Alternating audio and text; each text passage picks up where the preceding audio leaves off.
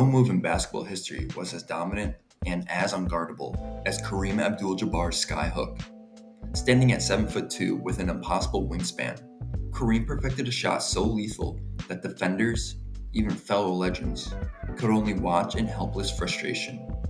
With a flick of his wrist, the ball would soar in a high, graceful arc, completely out of reach, before dropping through the net with surgical precision. It wasn't just a shot, it was a cheat code. An unstoppable weapon that propelled Kareem to 6 NBA championships, 6 MVP awards, and the title of the league's all-time leading scorer with 38,387 points at the time. Coaches schemed against it.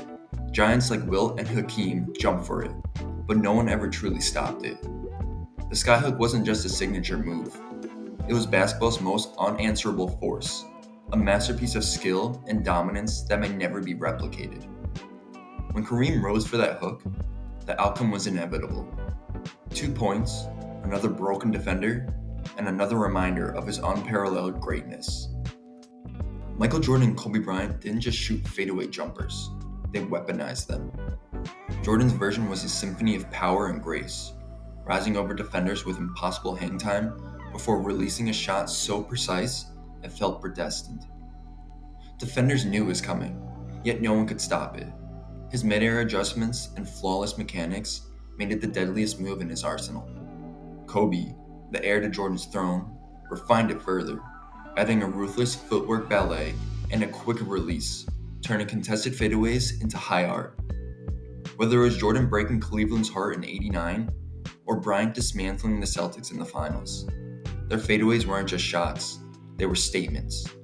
Clutch, elegant, and cold-blooded, these jumpers defined two legends who refused to be denied.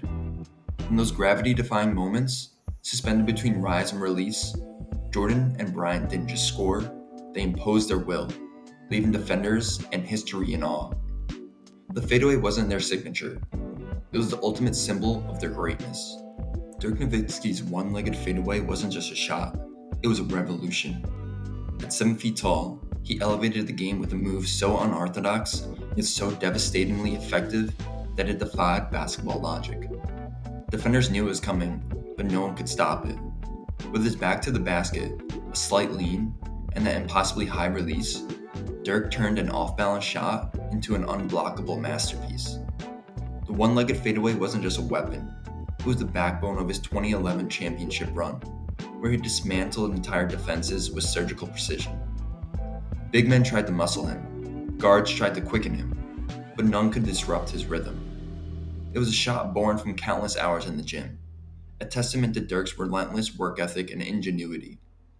More than just points, it symbolized his legacy, innovative, unstoppable, and uniquely his own. When the game was on the line, Dirk's fadeaway wasn't just a choice, it was an inevitability. A reminder that greatness often comes in the form of something no one else saw coming.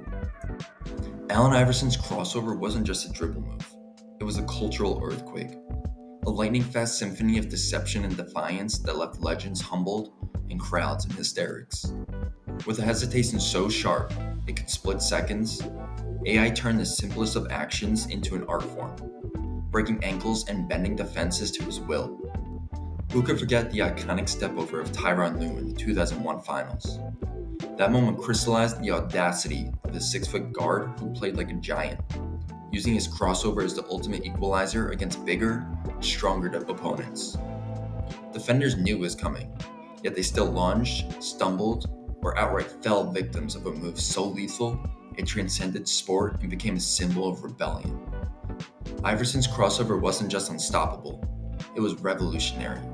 A blend of street ball creativity and NBA precision that redefined what a little man could do in a league of giants. It wasn't just a dribble, it was a declaration. You can't guard me. And for years, no one could. Before ankle breakers became a highlight reel staple, Tim Hardaway's killer crossover was the original blueprint. A ruthless, rapid-fire hesitation move that left defenders grasping at air. With his signature U-tap two-step, Hardaway didn't just cross over. He shattered defenders' balance with a whip-quick in-and-out dribble and a shoulder fake so convincing it bordered on hypnosis. A Opponents knew the crossover was coming, but its explosive speed and flawless execution made resistance futile. Hardaway didn't just embarrass defenders, he rewrote the rules, proving a 6-foot guard could dominate through sheer craft and audacity. His crossover wasn't just a move, it was a cultural reset, inspiring generations of guards to weaponize their handles.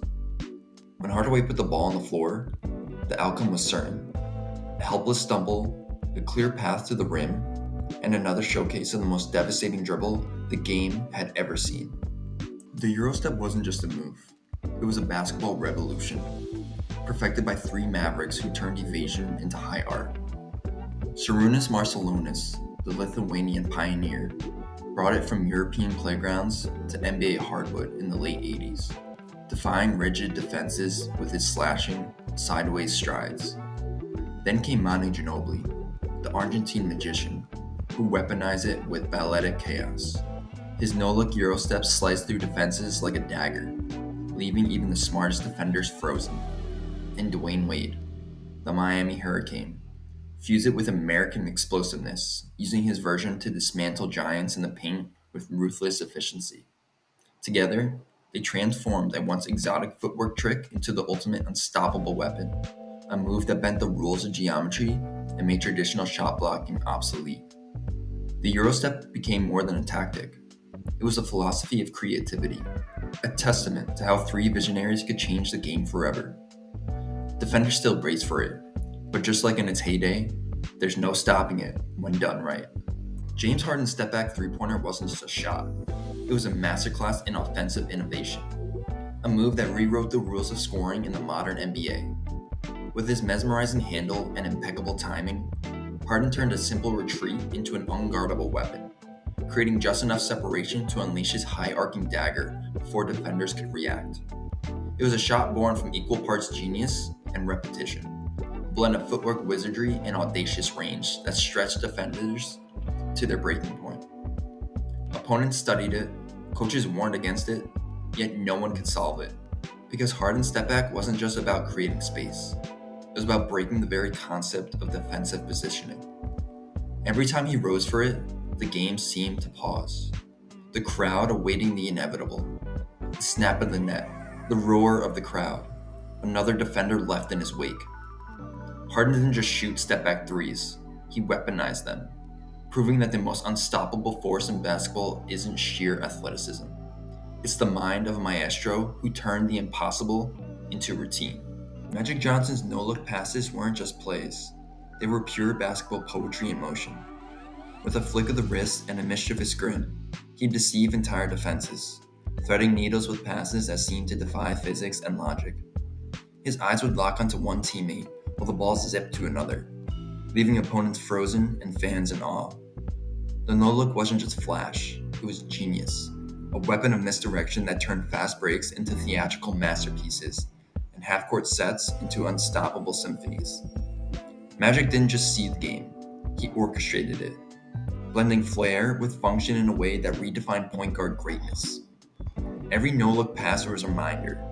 While other plays checkers, Magic was playing chess, always 3 moves ahead, and always with style. Steph Curry's deep three-pointer isn't just a shot, it's a seismic shift in basketball's gravitational pull. From 30, 35, even 40 feet, Curry rewrote the rules of offensive geometry, turning what was once a low-percentage heave into a calculated dagger. Defenders scramble to close out, but it's futile.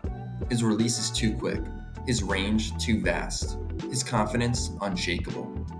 The moment the ball leaves his fingertips, time seems to suspend. Arenas hold their breath, coaches grimace, and fans rise in anticipation of the inevitable swoosh. Curry's deep threes aren't just points, they're psychological warfare, demoralizing opponents and electrifying teammates with their audacity. He didn't just stretch the floor, he obliterated its boundaries, forcing the entire sport to adapt to his singular genius. Whether it's a game winner or a first quarter heat check, every Curry deep three is a reminder. The court is his canvas, and no range is out of reach. Vince Carter's in-game dunks weren't just highlights. They were cultural phenomena that transcended basketball and redefined the limits of human athleticism. With a rare blend of power, hang time, and creativity, Carter turned routine fast breaks into jaw-dropping spectacles. Whether he was hurdling 7-footers, throwing down reverse 360s, or hammering dunks so vicious they seemed to defy gravity itself.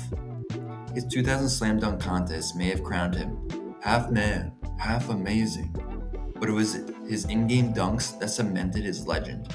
No moment was too big, no defender too intimidating. Carter didn't just dunk, he elevated the game with them, merging showmanship with sheer dominance. From Toronto to New Jersey, every Carter takeoff was an event, leaving crowds breathless and opponents scrambling for cover. His dunks weren't just plays, they were iconic moments in sports history, proving that basketball at its best is a breathtaking fusion of power, artistry, and fearless creativity, and no one embodied that spirit like Vinsanity. Hakeem Olajuwon's dream shake wasn't just a post move, it was a ballet of deception, a symphony of footwork that left even the greatest defenders grasping at shadows. With a series of fluid pivots, shoulder fakes, and sudden spins, the Dream turned the low block into his personal playground, dismantling opponents with a blend of grace and ruthlessness. Defenders knew the shake was coming, yet they still bit on every fake, their ankles metaphorically broken by Hakeem's hypnotic footwork. The move was unstoppable, not just because of its complexity, but because of its perfection, honed through hours of practice and an unshakable understanding of geometry and timing.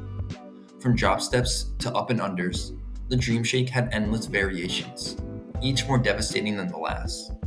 It propelled Olajuwon to 2 championships, 2 finals MVPs, and the title of the most skilled big man ever. When Hakeem went to the work in the post, the result was inevitable. A helpless defender, a swishing net, and another reminder that the Dream Shake wasn't just a move, it was art.